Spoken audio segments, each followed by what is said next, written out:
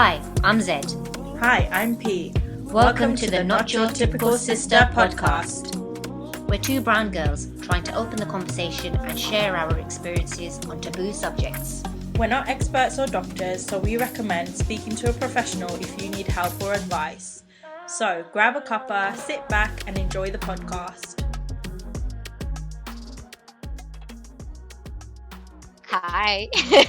Hey. Welcome to Not Your Typical Sister podcast. I can't believe we've got an episode already. I actually can't believe it. Now it's starting to feel a lot more real. Yeah, definitely, because we've been working on it for so long. And it's just now it's coming to fruition. I think not even working on it. It's just like thinking about it and planning it, and it's exciting. Very much. How was your week? Yeah, it was all right, thanks. Been busy just with the business, baking. What about you? Well, I've got some major news. Zaira has started crawling. Oh my gosh, I can't believe it. Oh. So what happened is she sort of slowly started crawling. She was shifting. She was doing the bum shuffle and shifting from side to side and getting to places. But I think she wants to start moving a bit faster.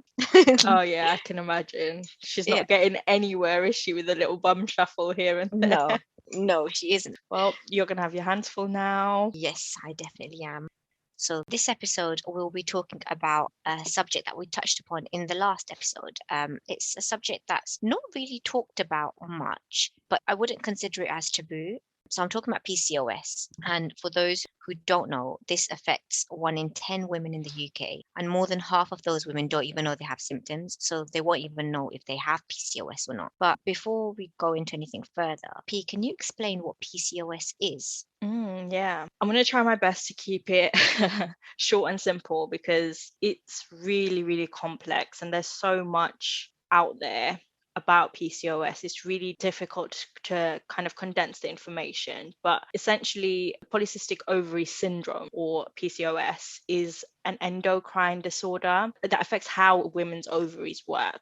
So in easier to digest terms, essentially it's a hormone disorder. So for me, I think the cystic part in the name is slightly confusing or misleading because the term polycystic ovaries suggests that the ovaries contain small cysts, and I'm sort of doing them in inverted commas.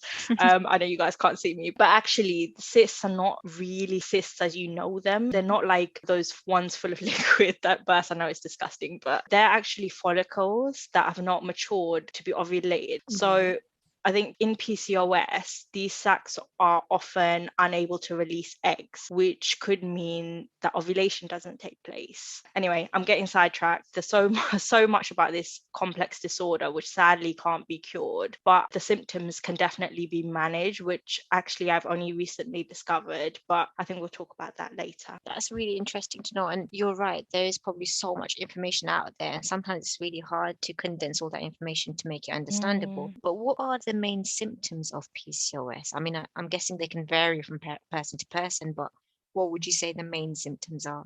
Yeah, so I think some of the common symptoms are irregular periods or a complete lack of periods. Obviously, reduced fertility, which we've talked about, or difficulty becoming pregnant. Then you've got like hirsutism, so the unwanted facial hair or body hair, oily skin, acne, thinning of hair or hair loss from the scalp.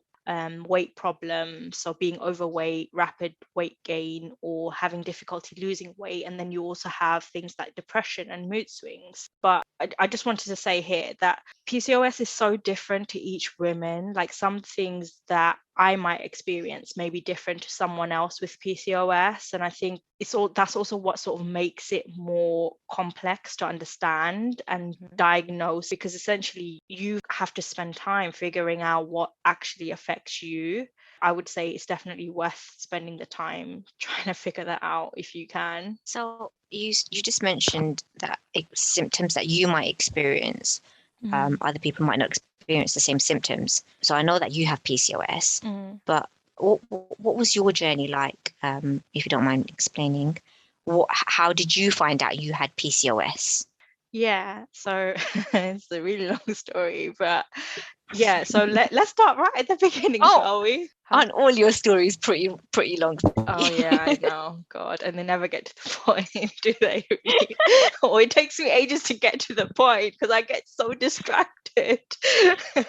God, sorry to all our So listeners, because yeah. I do get very distracted. So yeah, I'll try and keep it simple when I'm talking about it. But actually, before we get into my story, maybe let's talk about how PCOS is diagnosed in the UK for people who may not, or people who might not have PCOS yet, or might not know what it is. And I don't know if they think they have it, maybe they want to speak to their doctors about it. So in the UK, they use something called the Rotterdam criteria to diagnose women with PCOS. So essentially, you need to have at least 2 of the following symptoms in order to be diagnosed with PCOS. And those symptoms are, you need to have irregular periods or no periods at all, and you need to have excess androgens or physical signs of this. So androgens are male-based hormones, so testosterone, for example. Yeah. And for example, if you're looking for a physical sign of this, an excess of testosterone would be unwanted facial hair. The third criteria is polycystic ovaries. So you have to have at least 2 out of those 3 to be diagnosed in the UK.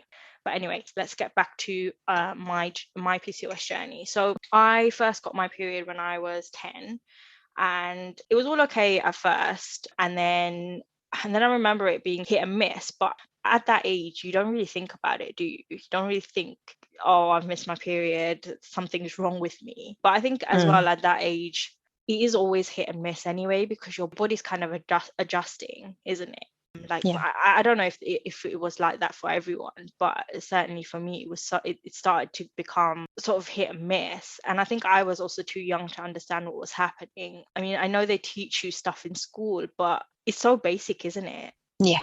I don't know. I don't even Yeah. think that I remember what we were taught about periods and stuff like that from school. Do you? I think I remember them showing me what a sanitary pad looked like, Yeah. and that was pretty much it. Like, it was the most basic of all of the explanations, and either I wasn't listening or they didn't explain properly, but I had no idea when I first got my period. Yeah. It was just like really bizarre. It's like a weird experience because you're told about something, but you're not told about it properly. And I feel like you don't really talk about it much at home either, like with your family. It's something that they just expect you to know, as a girl, that you're going to get your period. But no one I mean, I know they teach you this in school, so maybe families don't talk about it because they think you're learning about it in school. But what they teach you in school is so basic that they don't actually teach you how to deal with it.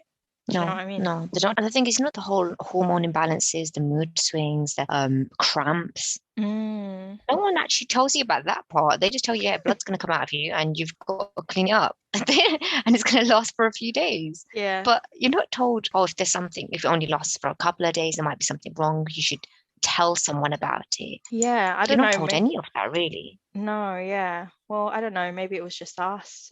Maybe other people have had better experiences. But yeah, I just remember not knowing much about it when I first got it. And I was just like, yeah, I just told my mum, and my mum was like, all right, here's a sanitary pad and have a shower and get on with it, kind of thing. But I can imagine your but mum this is what I'm saying saying. that You to know you. what it's like. And with my mum, it's like I talk to her about everything, but at that age, obviously, you're so uncomfortable and awkward as it is. You don't really want to Yeah. talk about this kind of stuff. Sorry, before you Yeah, go carry on. on, I was going to say, and this is probably getting sidetracked again, but did you ever, like, like you track your periods, how often you have them? At that age, you kind of don't remember what week it is or how many weeks it's been since your last period. So if I were going back on myself and tracking when I had my period, I don't think I'd be able to do it because I didn't have like a diary where I would write my period down or anything in it, sort of keep it to Definitely memory. not. Definitely not. You're not even thinking about it at that age. Like, Mm. the only reason why I noticed that I wasn't getting it is because I was like months without it in between. I knew Yeah. it was supposed to come every month. I wasn't getting it every month, but I didn't want to tell anyone about it because one, I wasn't really bothered, and two, you're right, I wasn't keeping track of it at all, and I didn't really know. But anyway, yeah. So when I turned 16, I think it suddenly dawned on me that maybe I should probably get it checked out, because as a woman, I should be having a period, right? At that age, I was so like painfully shy and embarrassed. You probably won't believe it, but I didn't want to go to the doctors. I didn't want to talk about my period. Like, can you imagine?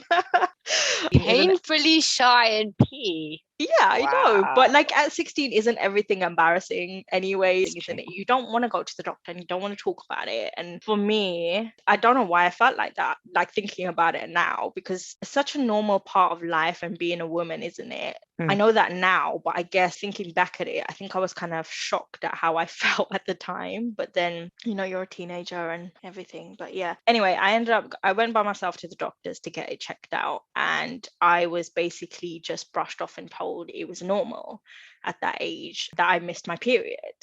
It's okay. I don't know if maybe at the time I was healthy, I didn't have many of the symptoms, and at that point I hadn't gained any weight, so I was fairly skinny-ish at that time. And then I remember coming home and I told my mum and my aunt about it, and they were like, well, hang on a minute, you need to go back to the doctors and push, because it's not okay. They can't just tell you that it's okay not to have your period, because that's not okay. So anyway, Mm. they pushed me to go back to the doctors, so I did. And that the next time they took bloods, they did blood tests, and tests came back and I was told that it was all normal. So it's like, okay, fine, whatever.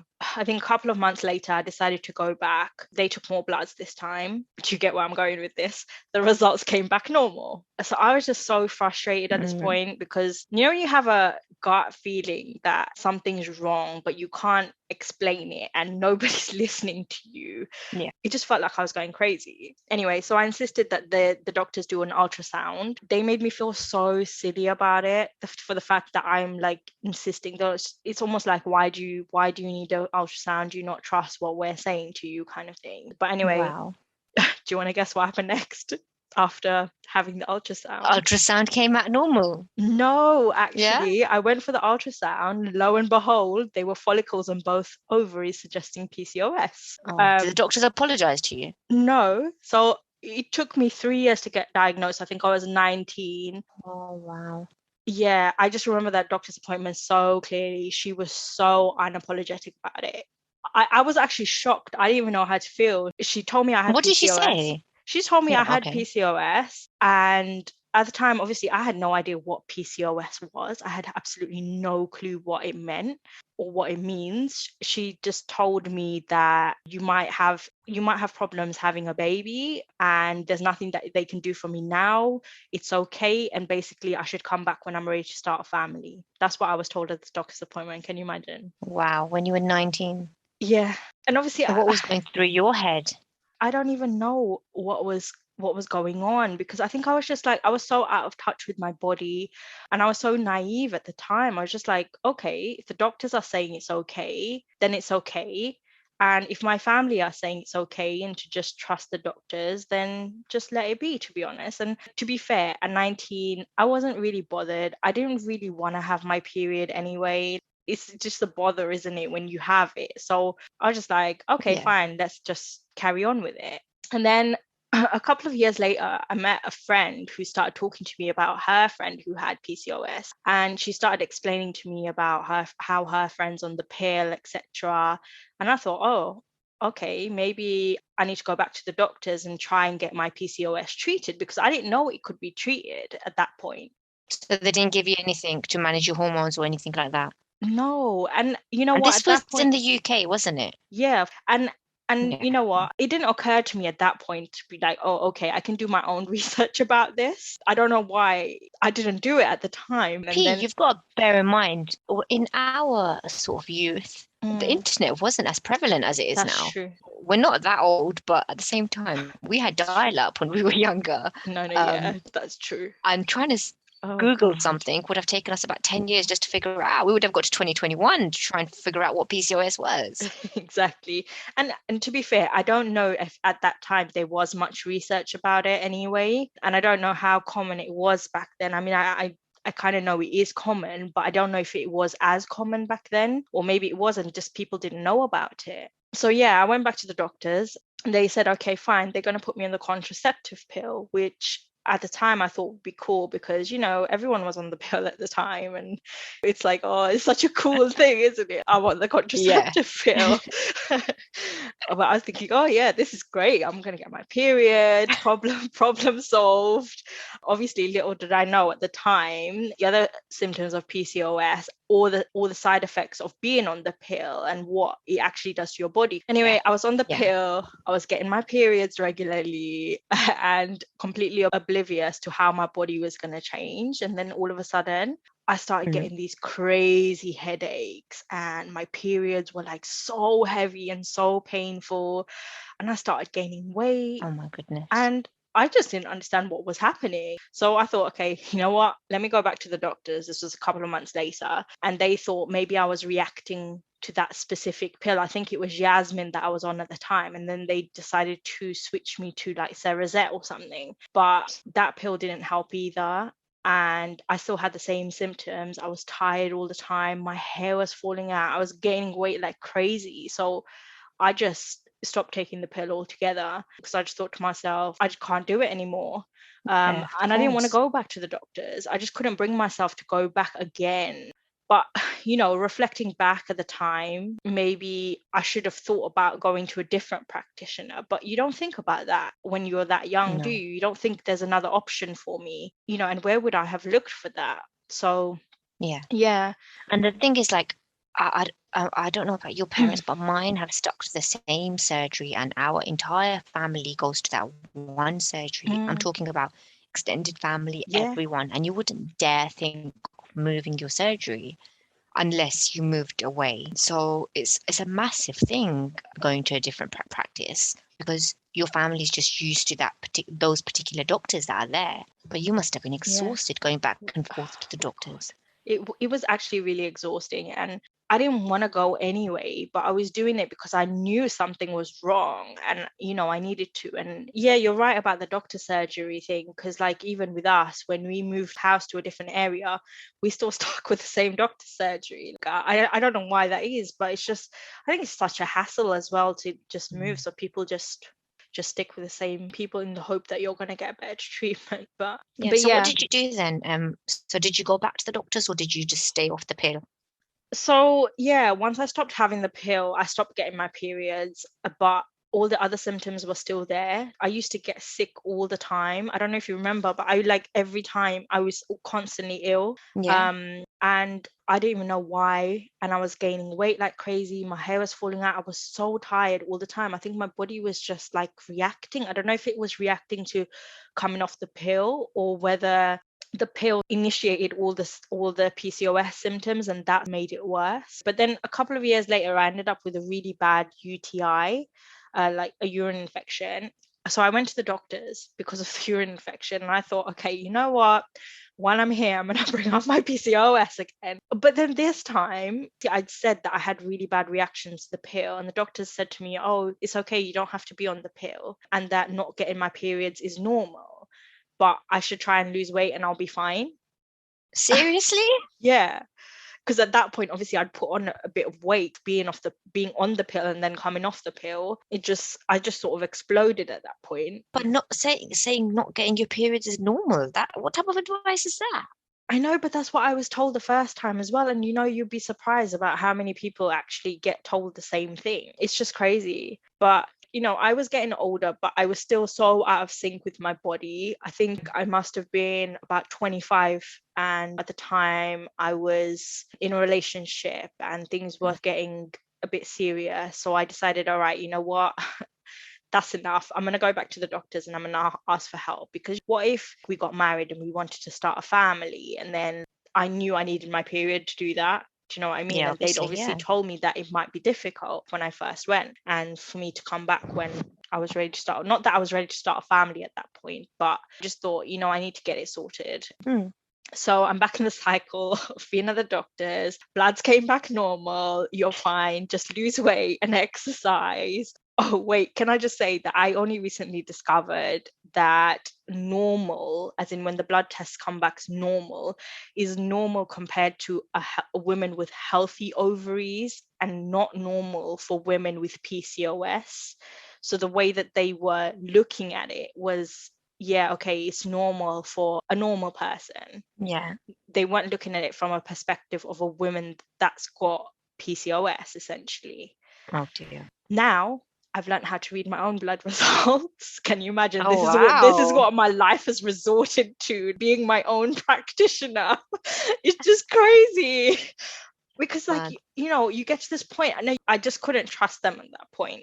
And also I have to stress how difficult it is and almost impossible it is for women with PCOS to just lose weight, and for doctors to tell you this, and when you expect them to know things about it, it's so disappointing. is it because PCOS just naturally makes you gain weight, so trying to lose it is even harder? Yeah, I think it depends on obviously the type of PCOS you have. But Hmm. yeah, that's probably something we have to go into in another episode, because it, like I said, there's so much out there about it. But some people struggle with weight, and some people, they don't have a problem with weight at all. It's different for every person. But I think there's a specific type of PCOS, which is the insulin resistant type. And I think mostly those kind of women struggle. They either like gain weight really quickly, or they struggle to lose weight. After that appointment, I never wanted to go back to the doctors. I just felt like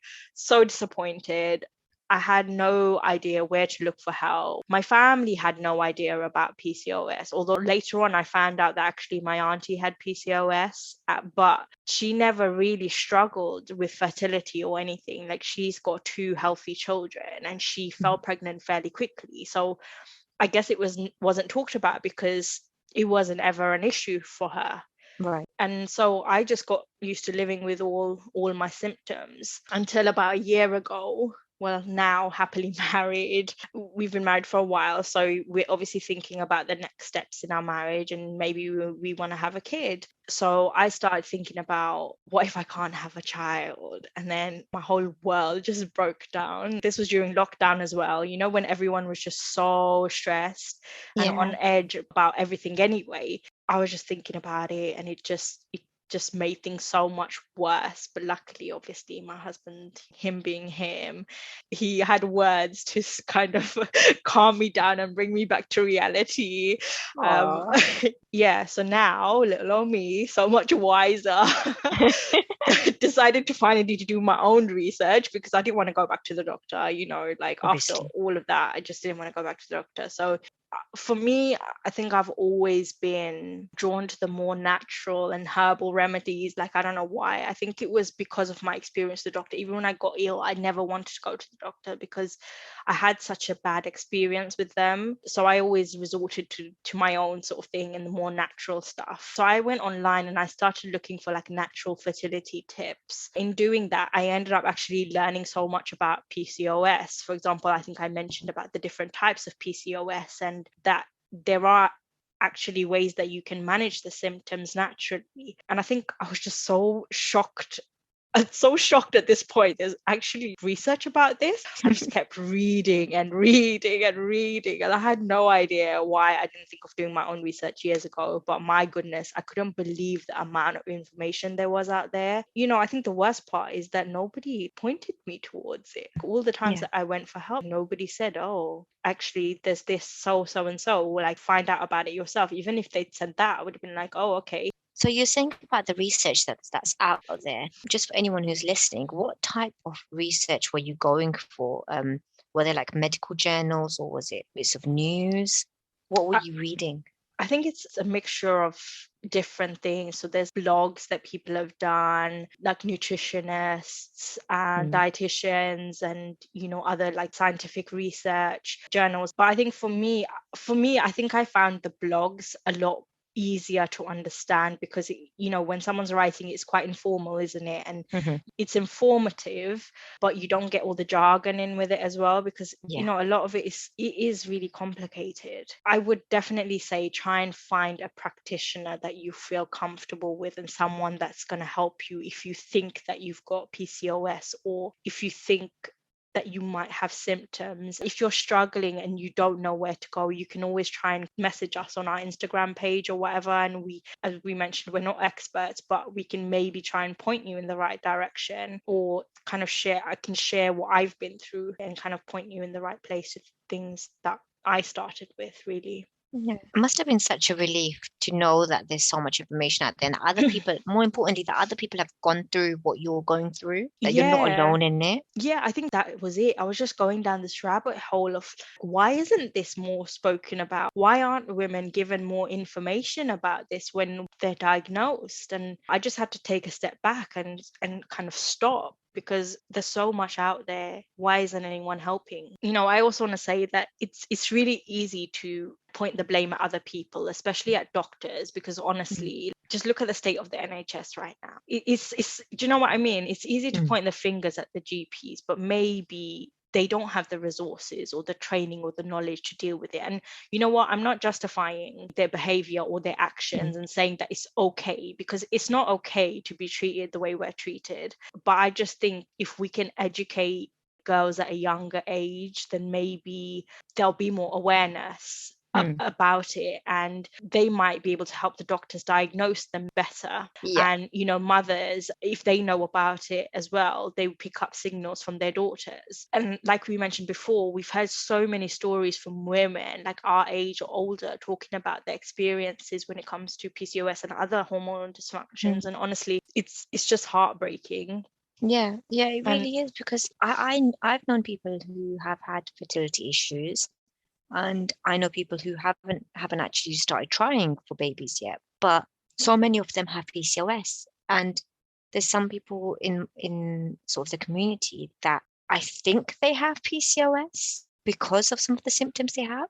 But like you said, it's not talked about. You can't just go up to someone and say, "Oh yeah, by the way, I think you have PCOS, so you need to go get checked," because it's not talked about. yeah, But of hopefully course. this podcast will help like other people out there who might have symptoms, or who might know someone who's had symptoms, and then they'll be able to sort of breach that conversation. Yeah, no, definitely. And I think that's why we've been thinking about starting this podcast, to educate women and men too, actually. It's not okay to feel the way we're made to feel, essentially. But yeah, hopefully we can help. And I started trying out some of those recommendations, by the way, that I found online. And do you know what? Some of them actually do work. And it's just crazy to think that, help was there all along. So let's hope that we can help or inspire other ladies out there. Yeah, that's the aim. So if you would like to know more about what P has tried out, so what the recommendations she's been using and whether or not it's helped alleviate her symptoms, then tune in to the next episode of Not Your Typical Sister.